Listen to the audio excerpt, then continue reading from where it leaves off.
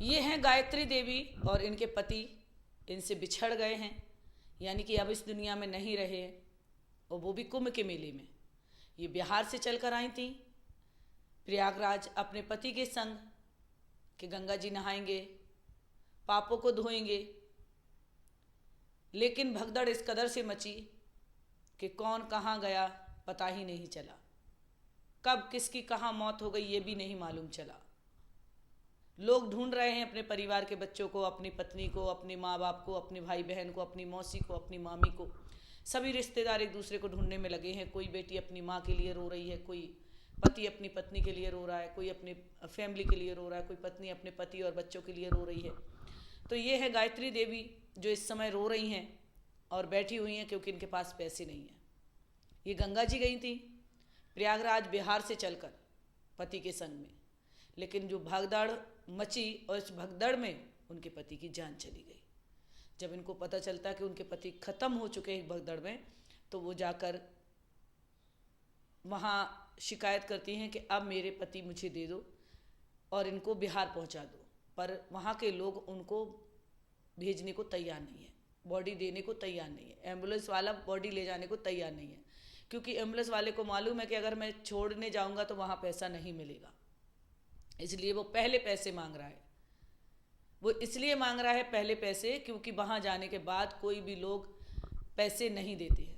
क्यों नहीं देते हैं? कि बॉडी उतार लेते हैं, रोने में लग जाते हैं, तो एम्बुलेंस वाला कहाँ से पैसा मांगे, इसलिए वो पहले पैसे ले लेता है। गायत्री देवी जी रो रही हैं, बैठी हैं, क्योंकि उनके पास पैसा नहीं है। जो पैसा था, जो थैला बैग जो भी लेकर आई थी, वो वहाँ से पैसे वगैरह सब उनके मेले के उस भगदड़ में, उस प्रयागराज की भगदड़ में जिस तरीके से भीड़ एकदम टूट पड़ी और लोग ज़मीन में गिर गए, फिर उठ नहीं पाए और उनकी मौत हो गई। बड़े दुख के बाद ये बात कहने पड़ रही है कि कैसी व्यवस्था रखी गई इस बार समझ में ही नहीं आ रहा है। कि कहीं आग लग रही है बार बार, कहीं कैंप जल रहे हैं बार बार, कहीं पुल टूट रहा है बार बार, कहीं लोग भगदड़ मच रही है। तो भाई ये जो संत महात्माओं का मेला है, इनके लिए रहने दो। लोगों को सोचना चाहिए, समझना चाहिए। संत स्नान नहीं कर पाए और संत लोग गए थे कुंभ का मेला में नहाने के लिए कि कुंभ का मेला लग रहा है। कुंभ का मेला लगता ही इसलिए है कि लोग बिछड़ जाएं, कुंभ का मेला लगता ही इसलिए है कि लोग मर जाएं, कुंभ का मेला लगता ही इसलिए जिससे तकलीफ आपको हो, कुंभ का मेला लगता ही इसलिए है कि आप बर्बाद हो जाओ।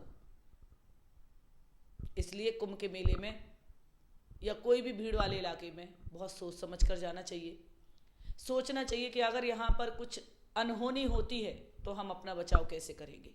इस बचाव को सोचकर ही आप लोगों को कदम उठाना चाहिए, ऐसी जगह पर जाना चाहिए। अब सोचिए ये गायत्री देवी जी किस तरीके से रो रही हैं, बिलख रही हैं। इनके पास एक रुपया नहीं है कि ये अपने बिहार लौट सके, और कोई इनकी मदद करने के लिए तैयार नहीं है। आज वो कॉल करके अपने परिवार से अब पैसा मंगा रही हैं कि पति की मिट्टी कैसे बिहार लेकर जाए।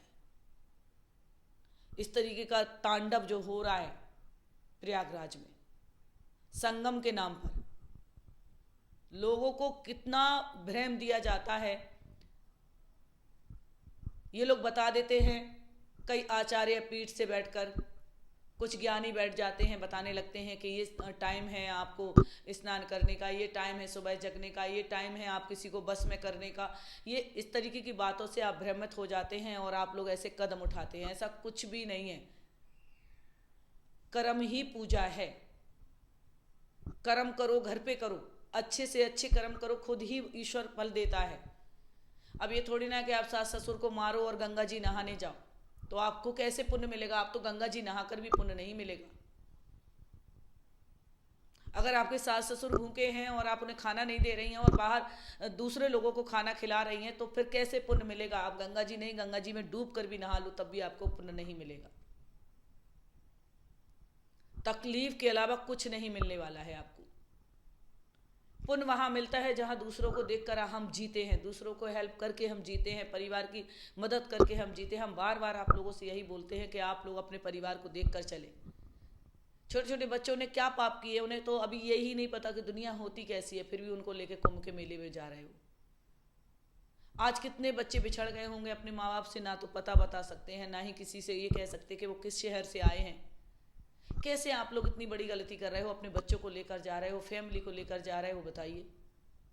गायत्री जी का इस तरीके का जो रोना और जो जिस तरीके से वीडियो सामने आया, जिस तरीके से वो रो रही हैं, बिलख रही हैं, भीख मांग रही हैं कि कैसे भी करके मेरे पति को बिहार पहुंचा दो, उनके पास पैसा नहीं है, उनका पैसा चला गया दौड़ भाग में, भाग दौड़ में जो भी लोग आए, कुछ जिन लोगों ने ये इस तरीके का कांड किया है, जिन लोगों ने इस तरीके की अफवाह फैलाई है कि अमृत बेला है नहा लो, अमृत बेला है नहा लो, काय का अमृत बेला है, क्या आप अमर हो जाते उस पल में नहाने के बाद?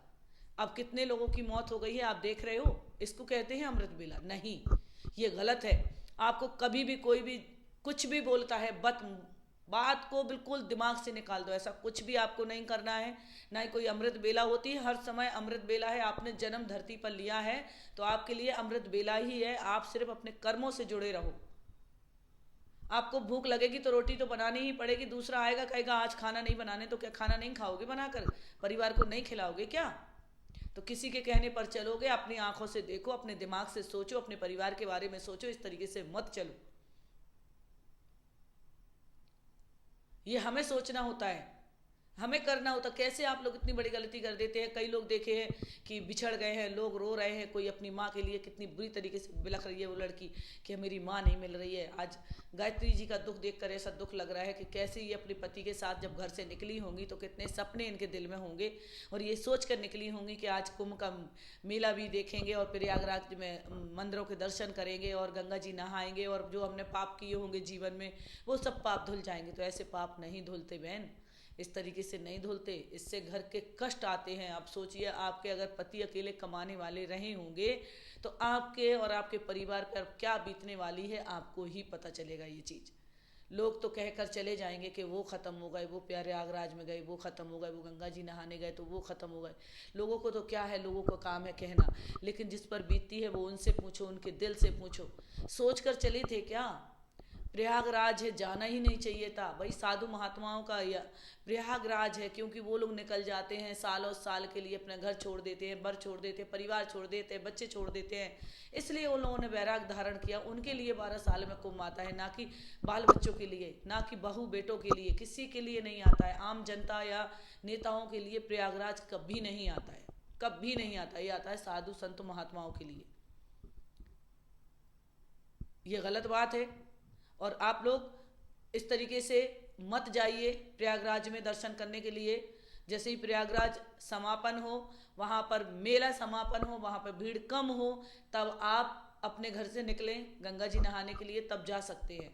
आप कह रहे हो कि आपको कुछ ज़्यादा जानकारी है या आप ज़्यादा बोलती हैं, या कुछ लोगों ने कमेंट में ऐसा किया, तो भाई ऐसा नहीं है, मुझे ज़्यादा जानकारी नहीं है, लेकिन चिंता ज़्यादा है सबकी लेकर।